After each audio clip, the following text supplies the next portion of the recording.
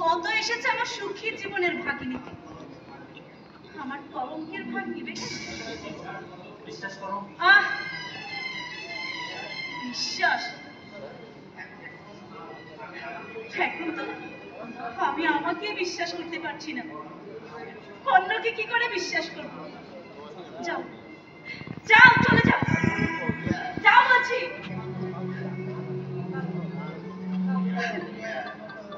রিয়া, তোকে সান্ত্বনা দেওয়ার ভাষা আমার নেই। মনটা শক্ত রাখিস,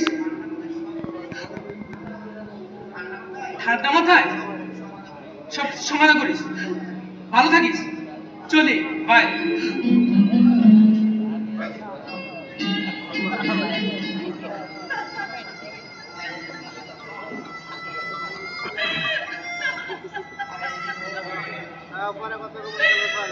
হায়রে ভালোবাসা, হায়রে মানুষ, মানুষের সোসাইটি। চলে যায় যদি কেউ বাঁধন ছেড়ে, কাঁদিস কেন? ভাঙা গড়া এই জীবনে আছে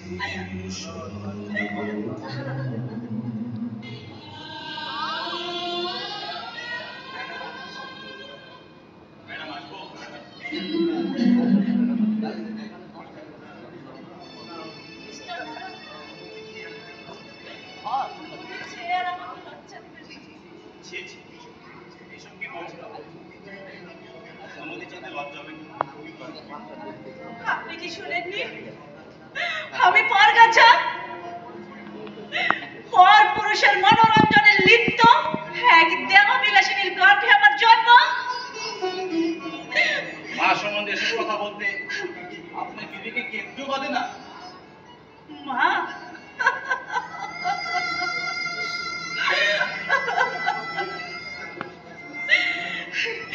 যে নারী কামনা বাসনার জ্বালা মিটাতে 1 বছরের সন্তানকে ফেলে পর পুরুষের হাত ধরে চলে যায়, তাকে কখনো মায়ের পবিত্র আসনে বসানো যায় না। সে মানবের কলঙ্ক। তারপরও নারী গর্ভে আপনার জন্ম,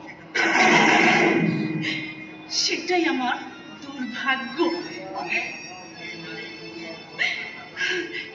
যে নারী রূপের পসরা সাজিয়ে যৌবনের বেশাতি করে বেড়ায়, কে জানে কে কখন কোথায় এই অচল পয়সাটা তার থলে রেখে গেছে। প্লিজ ম্যাডাম, দয়া করে এসব কথা না বলে নিজেকে ছোট করবেন না। পিতার পরিচিত নামে মাত্র, আসল পরিচয় হলো মা, যার গর্ভে আপনার জন্ম। সেটাই বাস্তব, সেটাই আসল। আপনার এই নীতি কথা এই সমাজ তো মানে না, সমাজের চিন্তাটা ভিন্ন। আগে আপনাকে মানতে হবে, আপনি সহজভাবে মেনে নিলেই দেখবেন জীবনটা কত সহজ হয়ে গেছে।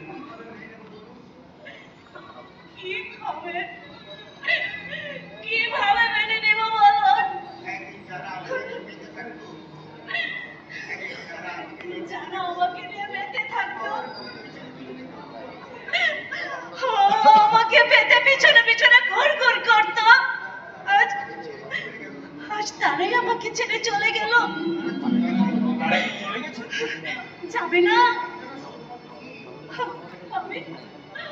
আমি যে নর্দমার কি কলঙ্কের কাজে আমার সারা অঙ্গে অভিশপ্ত জীবন আমার। ম্যাডাম, কষ্ট আর বাড়বে।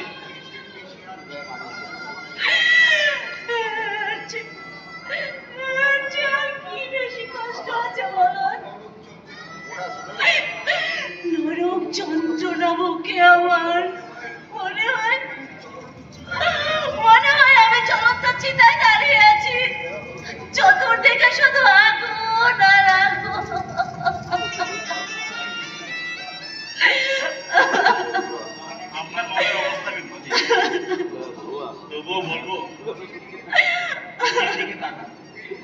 দেখুন, আপনার যারা কত দুঃখের বোঝা মাথায় নিয়ে আমি বেঁচে আছি। মানে এই পৃথিবীতে যাদের জন্মের পরিচয় নেই,